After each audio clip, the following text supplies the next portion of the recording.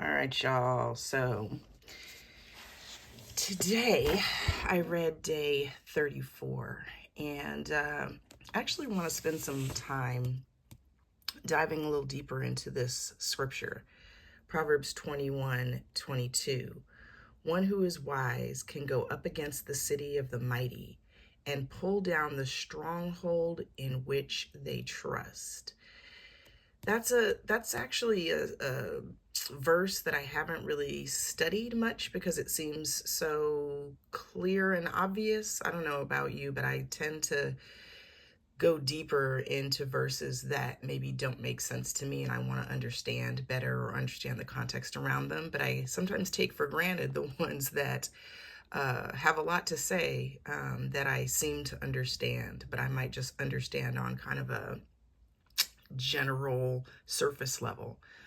So I do want to study this a little bit more. If you've studied this verse in more depth, I'd love for you to share in the comments what you learned. But specifically just around pulling down strongholds in which you trust. Trust is something that we talk about so much, whether it's with God or whether it's about trusting ourselves or trusting other people.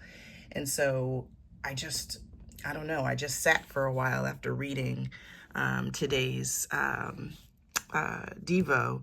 I just kind of sat for a while thinking about that idea of, are all of the things that I trust in trustworthy?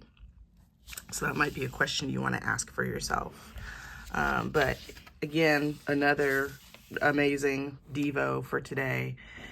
The big things that really stood out to me were really around her talking about these walls that we build up when we're vulnerable and when we've been hurt, and when, these bricks that we lay over time in our lives to protect ourselves. And it made me think about this idea of kind of hurt and sin walls that we create. That's not the wording that she used, but that's kind of what I took from what she was saying. And this is kind of what I have been sitting with. So I'd love to hear y'all's thoughts on this. Do the walls you've erected to protect you from hurt or evil or sin also keep God out? That was a big point that she made, of just where are we keeping God out, or the knowledge of God out, right? So she references 2 Corinthians 10, 4-5, which is one of my favorite verses around taking all of your thoughts and making them obedient to Christ. And so I was just left with this question for myself that I'm now asking you, of where I've erected walls in my life that I think are for my good, but they actually may be keeping God out. Now, I want to preface what I'm about to say by saying that there is nothing wrong with loving yourself. Self-love, self-confidence, self-reliance, self-esteem. Those are all positive and good things.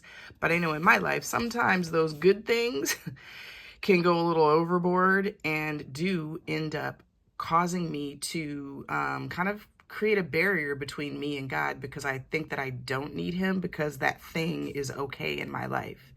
And so these were just some of the notes that I wrote after reading today's Devo. And I was thinking about self-love versus knowing you're loved and worthy of it. Sometimes self-love, it becomes this thing that doesn't include God. And you, I don't think, can really fully love yourself unless you know that there is a God that created you and loves you and believes that you are worthy. So I just feel like they're connected. Self-confidence and God confidence, right? I don't think, and some of you guys that have known me for a while know, I don't think you can have self-confidence without having confidence in God, because you can't do anything on your own. And so my confidence, my self-confidence, comes from my confidence in God.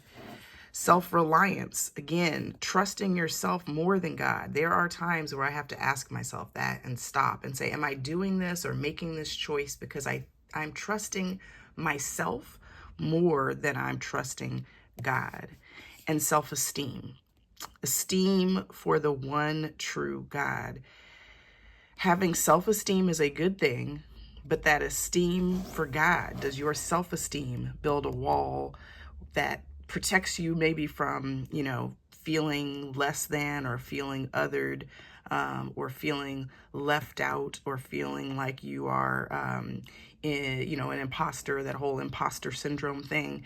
Self-esteem is a good thing, but does it ever get in the way, or do you have such good self-esteem that you don't have esteem for God and realize, and your position in regards to God, humble yourself to the one true God?